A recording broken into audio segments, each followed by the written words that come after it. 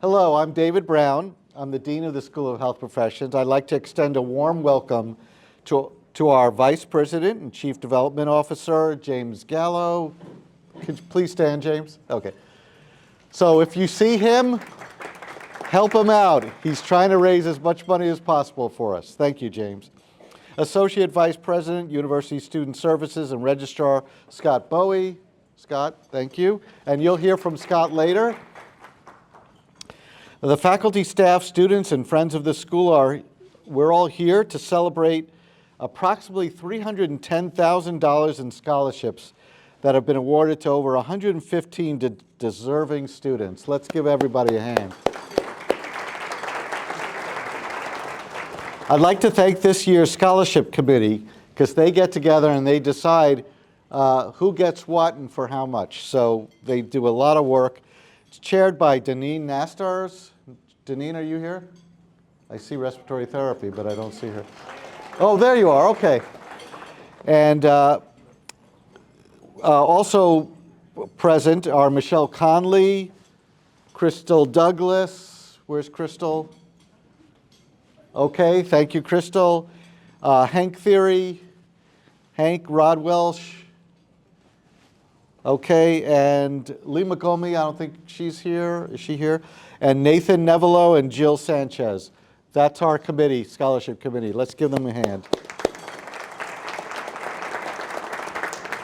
So we're not stopping at 310. We're continuing our efforts to build our scholarship funds to provide financial assistance. And I joke with Scott Bowie all the time about how much do we need if we want to give every student who needs help coming to our school, how much do we need to distribute every year?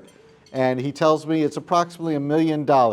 So you see we're 1/3 of the way there, and I won't be happy until we get to being able to distribute $1 million in scholarships someday into the future for all the great students that we have here who are deserving and needful of the support. Since asking every recipient to come forward is going to take up a lot of time, we're going to do something a little different. If you've been here for past years, it's going to be a little different. These 5 chairs up here are 5 chairs that are going to be filled by student scholarship recipients, one from each of our 5 departments: clinical lab science, respiratory therapy, occupational therapy, physical therapy, and nutrition and metabolism, health behavior. So you'll see them in a little bit. But I will take some time to thank, first of all, our SHP Advisory Council. We have several members here. We have Kim Bachmeyer. Kim? I'm not good at scanning here. Is Kim here? Colleen Bradford. Please stand and just wave. Elizabeth Brantley. I know you're here, Elizabeth. Where are you? Thank you. Hi, Elizabeth. Susan and Gaddis Vigin. Thank you. Gaddis, you don't have to stand up. You're tall enough. Okay. There are several friends and benefactors here today who have served the School of Health Professions over the years, and they've made substantial contributions towards our endowments. So I'm going to describe just a few of those friends that are here with us today because you took the time to travel here to be with us and to help us celebrate this. So to start, Cecilia and Jim Akers. Please stand. Established the Cecilia Garcia Akers Endowed Scholarship in Physical Therapy, honoring Dr. and Mrs. Hector Garcia. Thank you very much. And Alyssa Hawkins is the recipient of this award. Alyssa, please stand. Okay. Then we also have the auxiliary of the Angleton Danbury Scholarship. It's a rotating award, provides scholarships for students at UTMB. That's Catherine Schultz and Carol Sebasta. Thank you. And one of their recipients is Jenna Wathen. Thank you, Jenna. Congratulations. Then we have Mohammed and Jean Avansalahi. Thank you so much. And we rehearsed this before, but thank you. It's an endowed clinical lab science scholarship, so thank you for that. And Moriko Rosales is the recipient of that. Congratulations. Gilda Garza Womack made a powerful decision to establish a permanently endowed scholarship for clinical lab scientists. Thank you. And Alexis Lopez is her recipient. Alexis? Charles and Pamela Christensen Endowed Scholarship. Pamela, I think you're here. Pam, thank you. It's great to see you. And this is from our former dean, Charles Christensen, and Pamela together, who are supporting incoming students who demonstrate financial need. We have with us, the recipients were unable to be here today. I'm so sorry, but Brianna Honeycutt and Mariah Medina would have, if they could have been here, but they're at clinical rotations right now. 6 years ago, we created the SHP Dean's Academic and Competitive Scholarship Award. I guess you should all be applauding me for that. That's all right. So these are really smart students who also have what we call spirit, as evidenced by a significant contribution to the school of their class and service. So we have with us today Alexandra Salinas. Alexandra, great. And Carly McNeil. Thank you, Carly. Congratulations. And Mackenzie Cueto. Mackenzie? Okay. Thank you. In 1995, we had the School of Health Professions Alumni Association, who established a scholarship fund for full-time students. And here, representing the Alumni Association is Niti Vyas. Niti is the president. And we also have, and I promise I would call them out, Julia Cantini and Rena Lidstone, who run the Alumni Association. We have two of the four awardees here, Arufa Ali, Arufa, congratulations, and Sheridan Allen. The Texas Society Daughters of the American Revolution. They established a scholarship in 1992 in partial recognition and important contributions of occupational therapists. Susan Polk from the DAR is here. Susan? Oh, there you are. Hi, Susan. And Sarah Davis is the recipient. Is Sarah here? Oh, there you are. Okay. You guys get together later. Okay. All right, excellent. Dr. Otis Calvin Turner Nutrition and Metabolism Scholarship was established by Polly Turner, who sadly we lost last year. She was a very enthusiastic member of our external advisory board, and it was established in memory of her husband, represented today by Colleen Bradford. Colleen, are you? Oh, there you are. Oh, good. Great to see you. And the recipient is Anna Ruth Taylor. Okay. The University Federal Credit Union has become a valued friend and business partner over many years. If you don't have a checking account with them, you can talk to Elizabeth Brantley, and she'll set you up. So thank you, Elizabeth. Will you please stand again and let yourself be noticed? Yeah, thank you. And the recipients, Madeline Smith and Asmiti Uprete. Thank you. Great. Just a few more, but these are really important because our donors are critical to the success of our students. The UTMB Student Government Association Leadership Scholarship was awarded to Heather Patarakis and Rachel Beard. Are you both here? Okay, congratulations. And Mohammed Al-Bayah, Ruth Simpson, and Emmanuel Ibrahim from the SGA. Are you here also? Thank you. Okay. Thank you very much for attending. Susan and Gaddis Vichin established a scholarship to be awarded to a physical therapy student with preference to students with financial need. And we all want to see Julia Roberts. Where's Julia? Okay, thank you, Julia. There were several other scholarships that were awarded this year, and you can look at your program, you'll see a complete list. And the recipients have also been highlighted in the PowerPoint presentation that's been flashing behind me. We now ask that all the students who were not individually recognized today please stand to be congratulated. Thank you.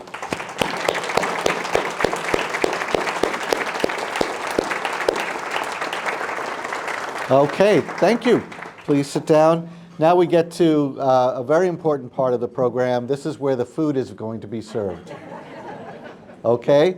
Invite up to the front here, Mr. Scott Bowie, please. Come on up. And thank you. And I'd like to invite Carly McNeil. Carly. Anna Ruth Taylor.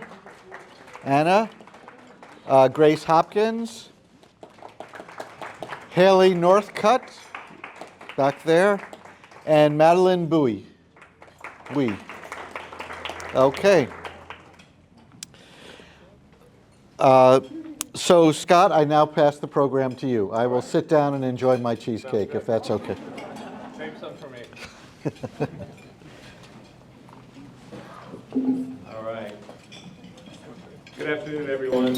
I'll use this. Can everybody hear me? All right, wonderful. So I serve as the Associate Vice President for Student Services and also Registrar. So what that means here at UTMB is our Office of Financial Aid. So it's Office of Financial Aid, Admissions and Records, our Student Health Clinic, Student Life, and everything in there in between. One of the things we do is we have a committee. Each school has a committee, and we work with those committees to manage the scholarships.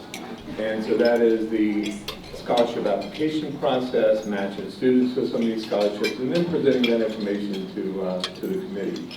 So I'm thrilled when I get on this side of it and be able to present these students to you guys to talk about what an impact this has made in their lives.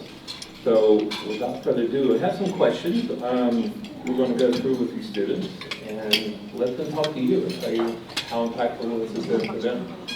So we'll start just with some brief introductions. If each one of you guys could tell us a little bit about yourself, your name, what program you're in, what year you're in, maybe your hometown.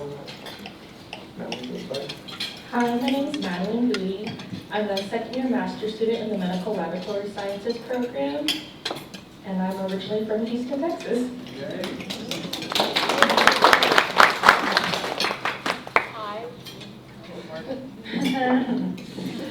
Hi, my name is Carly McNeil. I'm a first-year master's of respiratory therapy student, and I'm originally from Alexandria, Louisiana. My name is Anna Ruth Taylor. I am part of the Masters of Science. It's part of the Masters of Science and Dietetics Internship Combined Program in the Department of Nutrition, Science, and Health Behaviors. And I'm from Fort Worth, Texas. Hello.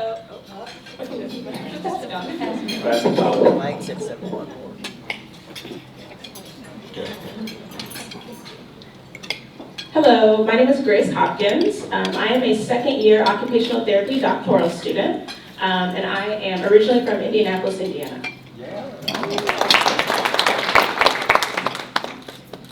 Hello, my name is Haley Northcutt, and I'm a third-year hybrid physical therapy student. And I am originally from Lago Vista, Texas, but I'm actually living in Indiana right now in the program. Great, thank you guys. So some of you guys came from far away. Can you tell us a little bit about what brought you to UTMB and why you made the decision? Yes, so I went to undergrad at UT Austin, and I got my bachelor's in athletic training, which for those who don't know. Hello? Okay. Anyway, ATs are the healthcare providers that go on the field and provide medical coverage, and they're very similar to physical therapists, but they mostly work with athletes, and I was very interested in kind of broadening my horizons and going and trying to help treat. Hello? It keeps cutting in and out, I'm sorry. But anyway, my goal is to be able to help all different types of people from all different patient populations, and so that's kind of why I went into PT. And then as far as UTMB goes, hello? I'm so sorry. I don't know if it's me or anyway. But I was very surprised to see that UTMB had a new hybrid program for physical therapy, and I was like, how is that going to work? PT is very hands-on. But after going through the interview process and doing a little more research on it, I saw that it was very doable. And I'm a very independent learner. I do love working with others, but I like to figure things out on my own first, and I love the option of having the flexibility of the hybrid program. And the fact that UTMB seemed to be at the forefront of just new technology and new ways of learning, and also my interview went amazing. I really loved, like I could just feel through the screen, because it was an online interview, just how much of a family-centered environment UTMB was compared to the other interviews that I had. And so that was just one of the main reasons that I chose UTMB. And my interviewer was also Dr. Welsh, and he's amazing, so I love him.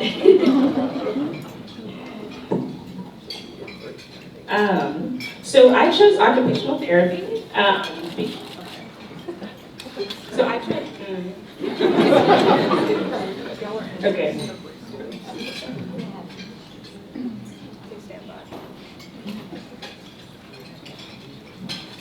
Test, test.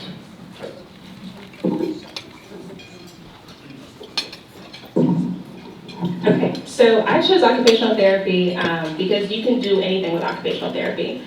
You can work in acute care, you can work in inpatient rehab, you can work in corporate as a life coach. So that's why I chose occupational therapy. As far as UTMB, I specifically chose UTMB because of the diversity in professors, faculty, staff. To give a little bit of background, I struggled a lot in undergrad because I wasn't taken seriously. I had a 3.8 GPA, I was in the top 10% in the majority of my classes, but I was always questioned if I was right. Well, why did I think that was the answer? And I knew it was because I was a non-traditional student. I was older, I had tattoos, piercings, I'm a woman, I'm a black woman, because the other students who did not look like me were not treated the same way. So, but I still decided I wanted to go to graduate school, so when I got on UTMB's website, I said, oh, there are, in the OT department, there are lots of professors of color and women of color. And for the first time, I have mentors, I have role models. And they look like me, which is very empowering. And when you can share a culture with someone, there's this thing called code switching. So so minorities will use it, specifically black people will use it, and it's, you'll be talking to a person just like this, and maybe I'm speaking to a black professor, and we kind of go into this AAVE, which stands for African American Vernacular English, which is a dialect of English. And when I can do that with a professor in a professional setting, it's comforting, and I feel included, I feel at home. So that is why I came to UTMB.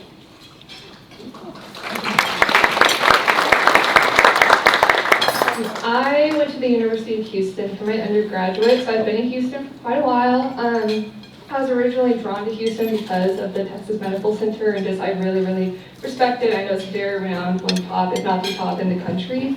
When I was in my undergraduate, getting my degree in nutrition, I knew I wanted to eventually become a registered dietitian, and this past January they made a new requirement that you are required to have a master's as well as the internship. And so one reason why I really liked UTMB was because it is a combined program, and I was able to get my master's at the same time as getting my internship. And then also just all the connections that UTMB has, because I've had 9 rotations throughout, I'm on my last one, throughout my 1.5 years here. And I just really love that UTMB has so many connections to Texas Children's Hospital, to Memorial Hermann, to Methodist, to all these different hospital systems, because I would love to work in the Texas Medical Center one day. And so it's also historically, it has been a match process to match to an internship. And so UTB was my first choice, and I would do it again, and that's why I'm here.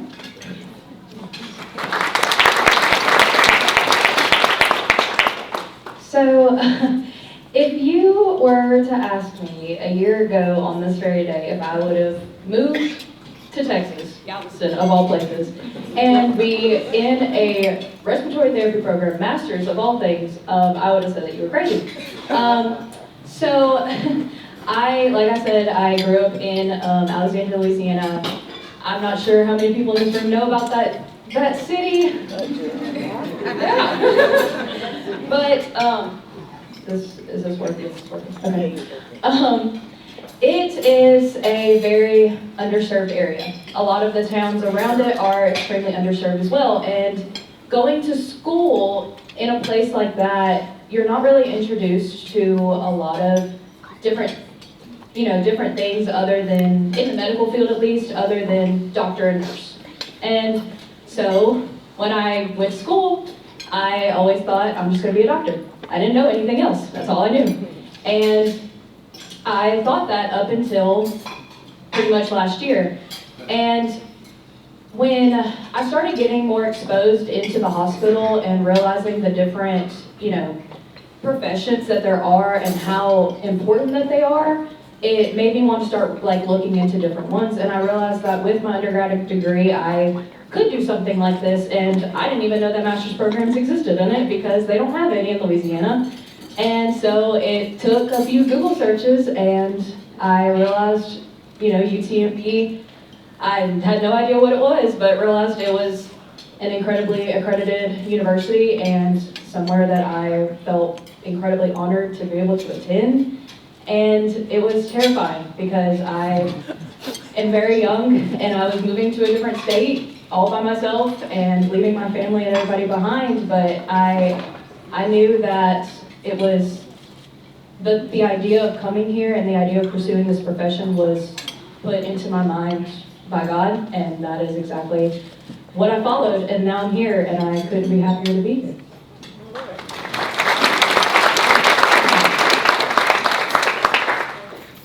So I did my undergrad at UT Dallas, up in Dallas, and I knew I wanted to work in the laboratory, specifically the clinical laboratory, and there's a board exam that you have to sit for. You can start working in the lab and then self-study to take that exam. I did that to get my pharmacy technician license, and I didn't want to do that for my laboratory certification. So this program, since I'm a master's student, allows me to get an advanced degree, while at the same time it's preparing me to sit for my boards. So that's the main reason I chose this program. Also, my bachelor's is in molecular biology. It's not in medical lab sciences, and UTB offered a master's program for regular science graduates, not specifically bachelor's and MLS graduates. So that's why I'm here.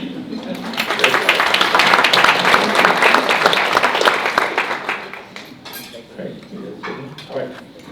So the next thing I wanted to ask you guys, this could be either in an academic setting or extracurricular outside your life. What has been one of your favorite experiences that you've had since arriving at UTB? Or most memorable?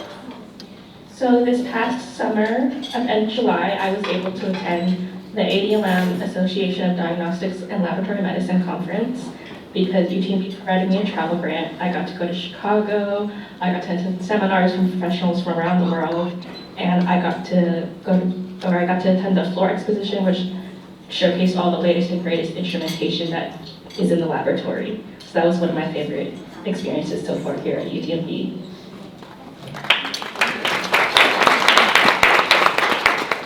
So other than all of the experiences that I've had in the few short months that I've been here like this, where my imposter syndrome has really hit me hard and I'm like, am I even supposed to be here? Because this is just so incredible to me, to even be able to sit in a room like this with, all of you people is just incredible. But I don't think it's necessarily an experience, but it's the people, it's specifically my professors.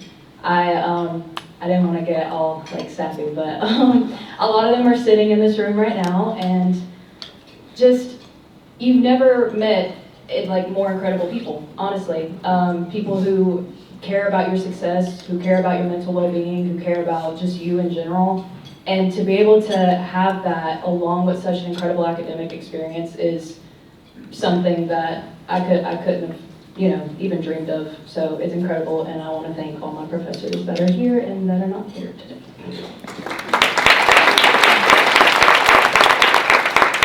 So for the nutrition program, it's an MSDISS master's and internship. And so like I kind of mentioned before, I've had 9 different rotations, which has been an incredible way to just see a lot of different areas of nutrition and to get so many different experiences. So my top 2 is Texas Children's Hospital, and then I got to go to NASA as well.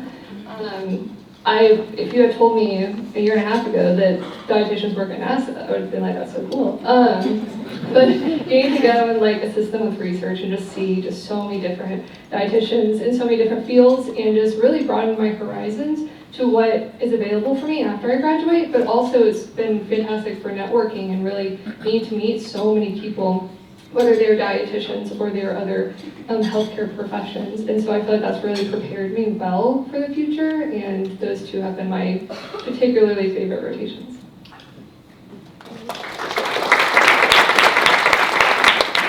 So UTMB has given me so many opportunities and experiences, but the experience that I want to share today is, so I'm a second year now, but fall semester, so first semester, first year, we took anatomy, right? So we had a cadaver lab that we did. And Dr. Matthew's actually here right now. And so we had a cadaver lab, and I've done a cadaver lab before in undergrad, and I was so excited to do it,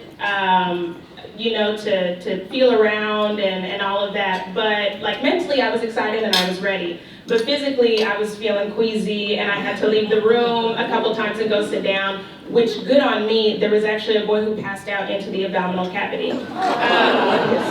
He was not listening to his body. So flash forward to fall semester, first semester, freshman year, first year, and we're doing this cadaver lab. So our professor prepared us like really, really well. And we go in there and, I'm excited, I'm looking around, I'm touching, I'm trying to, walk around, not stand in one place, not lock my knees, and, try, because I'll pass out. I pass out really easily. So, but it was really cool. It was very stimulating. So I'm walking around, I'm trying to go over in my head, like, don't think about it like it's a dead body, So, our professor calls a small group of us around one of the cadavers, like 7 to 10 of us, and he starts talking, and I get a little nervous. I'm like, okay, I'm standing in one place, I'm locking my knees, I need to walk around a little bit, and he reaches in to the cadaver and pulls out a lung, okay? So at this point, we had like been touching around in them, but we were all feeling kind of nervous, so he pulls out a lung, and nonchalantly he hands it to the girl next to him, okay? Didn't even look at her. And so she like panics a little bit. She's like, what do I do with the lung? But it was kind of entertaining, right? So he keeps talking, again, without even really looking at the body. He picks up the liver, okay? Big liver, he hands it to the girl next to him. So now she's really panicking, because she's like, am I a surgeon, like nurse, help? What do I do with these 2 internal organs? But so then she, kind of gets her wits about her and hands off the lung to the girl next to her.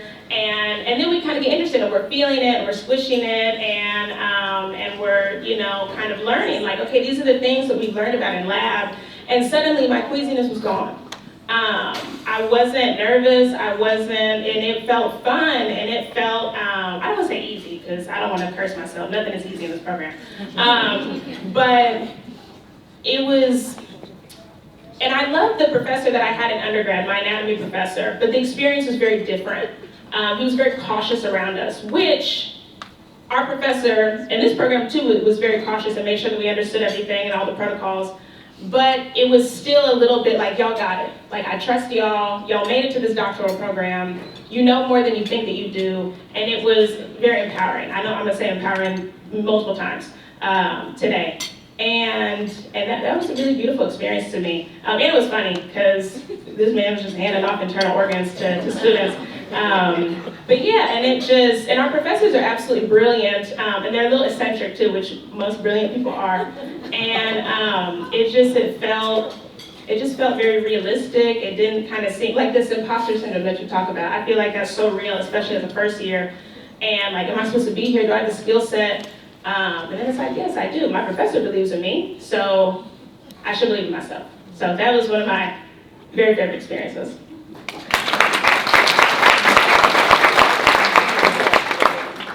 Okay, one of my most favorite experiences has been just kind of throughout my time at UTMB, mostly on clinical rotations.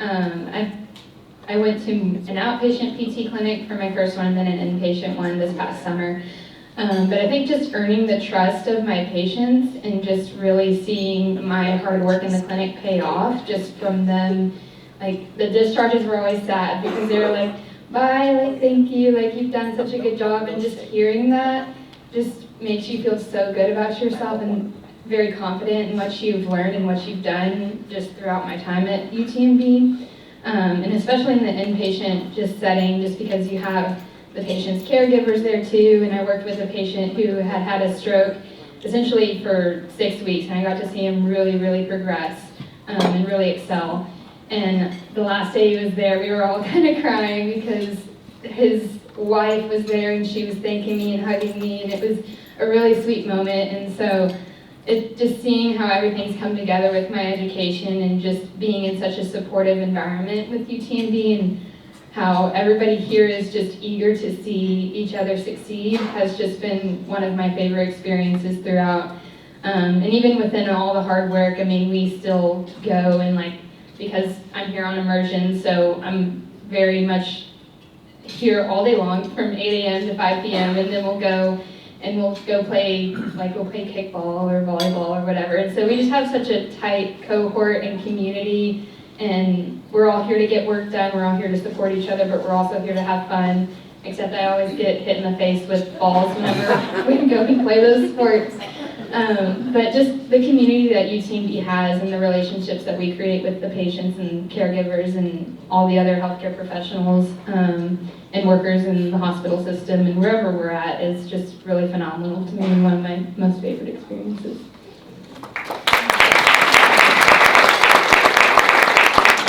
Thank you guys. So I'm glad I had finished lunch before we started hearing about the lunch. So we had a scholarship luncheon. So you have wonderful donors in here who are supporting you guys, supporting the school.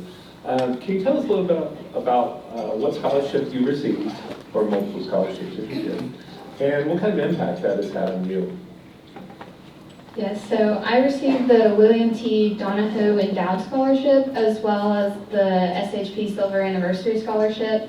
And for me, at least, the impact it's had is just a huge stress reliever because going into grad school, especially from undergrad, and pretty much having to pay my way through it with some support from my family, just receiving those scholarships is kind of like a big weight lifted from my shoulders, because just having the mental load of I'm putting so much work into this right now and then having to put even more work into it to pay all that money back once we start having our jobs. It's just been really, really helpful just to know that we're supported by UTMB to help relieve that burden a little bit. And it's allowed me to kind of go out in the community and volunteer more. I'm an admissions ambassador for the upcoming class of 2027 for the physical therapy department, and that's really fun to see, to help bring in people where I used to be in that position and just kind of brag about UTMB and how great it is and how much of a family environment we have. I've also volunteered with the Special Olympics. I worked with, or in San Antonio for their Summer Olympics event, and that was so fun. And those athletes, the sportsmanship they have is phenomenal. They are so fun to work with. But I helped with medical coverage there. I'm the secretary for our hybrid DPT class. I did the Waves of Impact here with those kids, helping them surf, and that is a workout, let me tell you. And I work out frequently, so if you're interested in helping kids getting a good workout in, go and surf with them because that was so much fun. But just being supported by UTMB financially has helped relieve some mental stress and allowed me to free up some time to where I don't have to worry about going and getting a part-time job or a second job to help support myself and, you know, decrease my loans and everything else that I have to worry about after school. So I'm able to focus more on being more involved with my community and all of those fun things.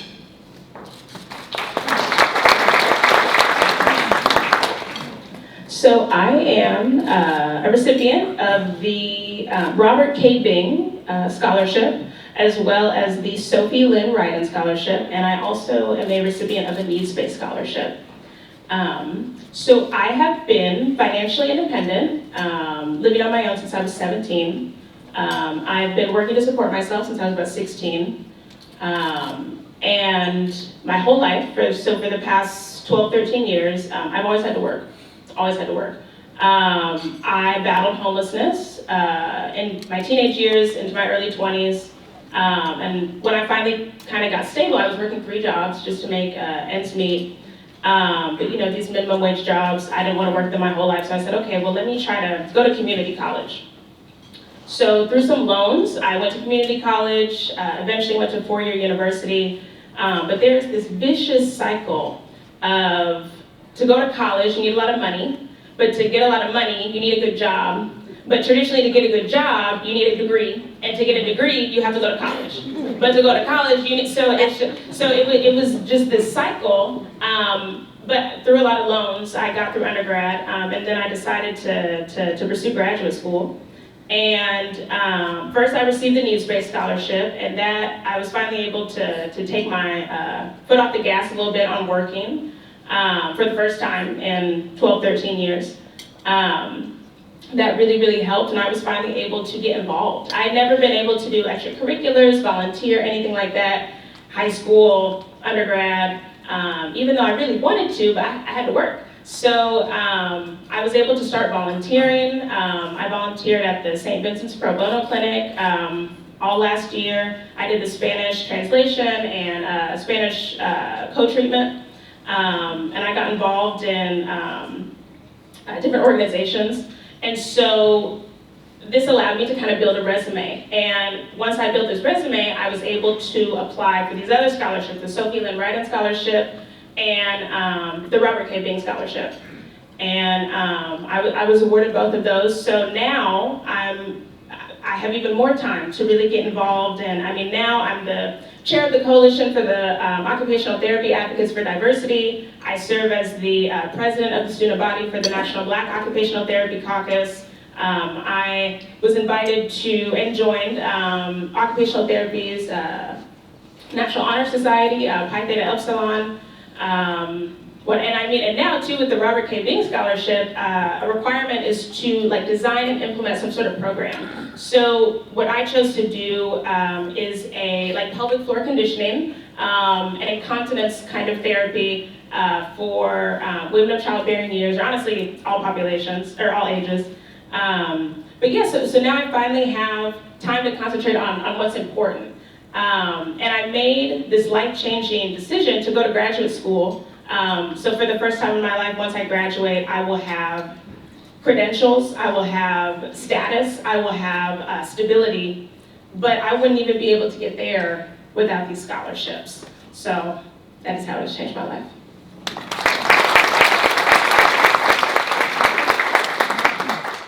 I received the Arthur B. Semming Scholarship Fund, the Dr. Otis Calvin Turner Nutrition and Metabolism Endowed Scholarship, and then the Harris and Eliza Kempner Endowed Scholarship Fund for the School of Allied Sciences.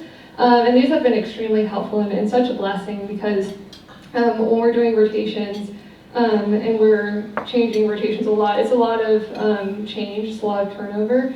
It's an incredible experience getting to meet so many people and see so many places, but when we are in rotations, it's about 30 to 40 hours a week, and so it's very difficult to maintain a job on top of that.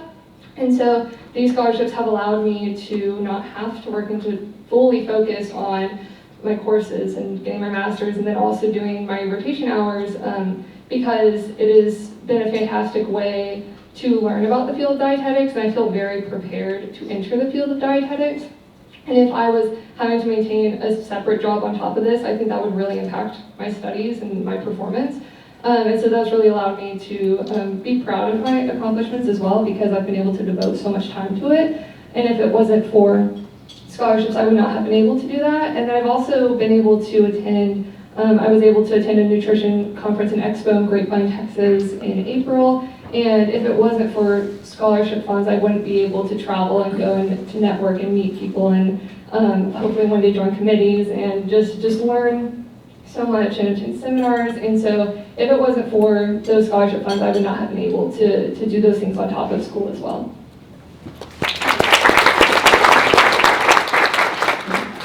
So I received the SHP Dean's Academic and Competitive Scholarship, and for respiratory care, and okay, it works. So I unfortunately feel like I've struggled with financial anxiety my entire life. So growing up in a very underserved, poverty-ridden town, my family was definitely met that criteria. And when you kind of grow up in that, and you have to see your family fight tooth and nail to survive on their own, but then they also, I have such an incredible family who supports me so much, but they also want to support you as much as they can, but they just can't, is extremely difficult. And you know that you look, you know, a younger me had to look at myself in the future and say, you're gonna have to work so much just to get where you want to be, so you don't have, so you can break the cycle, so you can break that incredible, awful cycle and help your family, one, and provide a better future for your own family. And that's what I've been doing my entire life. And I threw my family a little bit for a loop because I graduated high school early. So I was 16 when I graduated, and I decided, hey, I'm going to move to a different town 2 hours away by myself at 16, also during COVID. So that threw them for a loop. Thank Jesus, I did very well in high school, and I was able to get scholarships and live off of that pretty much, but also had to work 2 jobs throughout college just to keep myself afloat. And then I decided to throw them on that loop when I said, oh, I'm not going to go to med school anymore. I'm going to move to a different state and attend an entirely different school that none of y'all have even heard about. And y'all don't know what's going to happen. I don't know what's going to happen, but I'm going to do it. So that was the first thing that I got accepted into the school, and that was the first thing, you know, my family said was, how are you going to pay for it? And it's grad school, you know, there's not really any financial aid. There's not Pell Grants and, you know, all these different things. And it was like, okay, now you have to bear down and hope to God that you get some sort of help from somewhere. And that's how UTMB is just so incredibly amazing, because they give people like all of us that incredible opportunity to get extra help when we need it. And I'm still here fighting tooth and nail to get where I want to be, and I still do have to work, and yes, it's difficult, but having that extra support gives just that little relief from that financial anxiety. And I feel so incredibly blessed to just be able to sit here and say that I did receive that help, and I thank the school so much for that.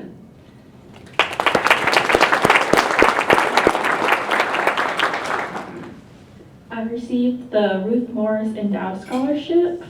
How it changed my life. Normally, I have classes Monday through Thursday, and I work Friday, Saturday, Sunday. I've been able to take Fridays off. That's the main thing. Okay. Thank you guys for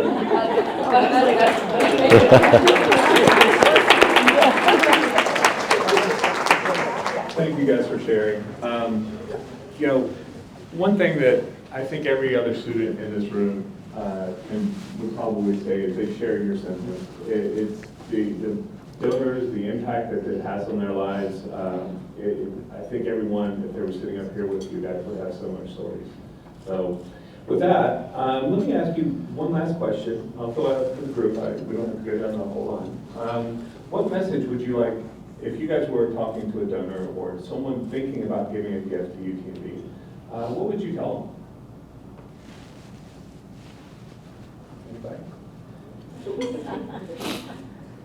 So, to the people that are considering gifting, donating, whatever such, I would say think about your younger self.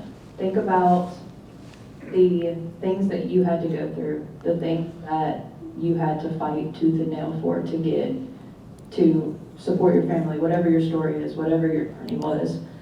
Think about that younger self and how there's probably a million people like around here, million students that are in that same position and don't know whether they're going to make it, and your gift could be the reason that they make it and be able to sit where you're sitting today.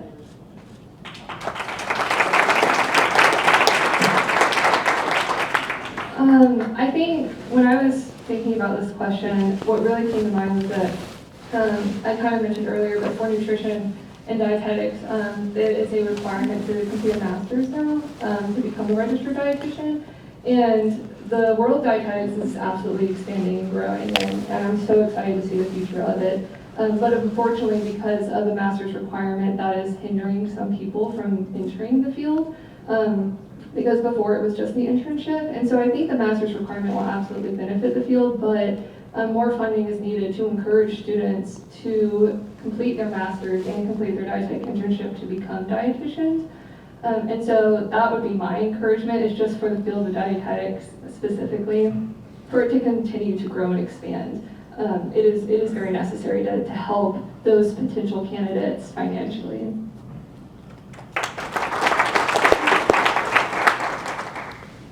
Well, first of all, thank you for all that you have done in the first place. What I would say, I actually was on a Zoom call last night with the national COTAD, the Coalition of Occupational Therapy Advocates for Diversity, a national call with them, and we were talking about, this was they're in California, but it would kind of be the same in Texas, how for occupational therapists,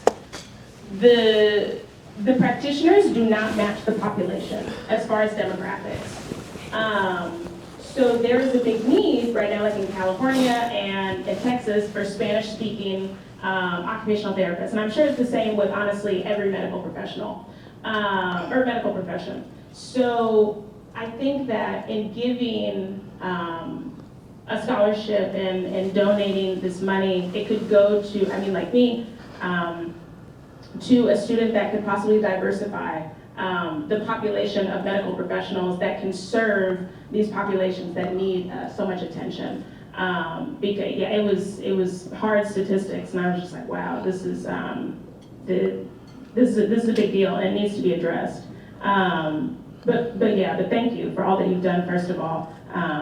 But yeah, I guess just kind of think about the future of OT, PT, biomedical sciences, respiratory therapy. Did I miss anyone? Nutrition. I'm so sorry.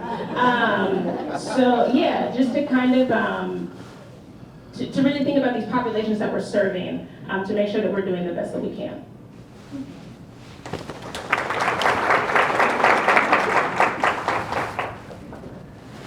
Carly, Anna, Grace, Haley, Malcolm, thank you guys. I appreciate you sharing your story. And we'll turn it back over to Dr. Okay.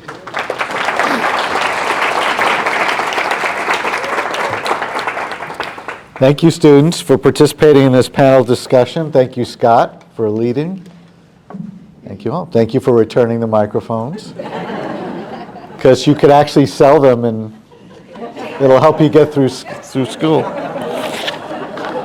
Okay, just an idea. So before you all return to your classes and other commitments, I'd like to recognize Jessica Robertson, my executive assistant, for helping out.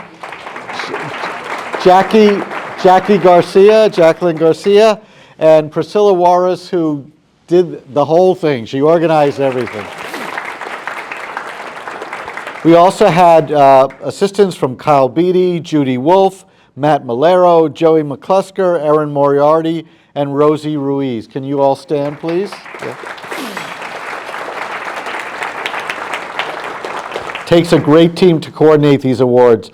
Please join me in congratulating all of our scholarship recipients one more time and in offering our sincere appreciation to those who made the awards possible through your generosity.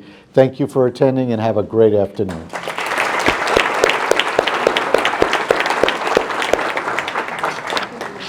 Great job.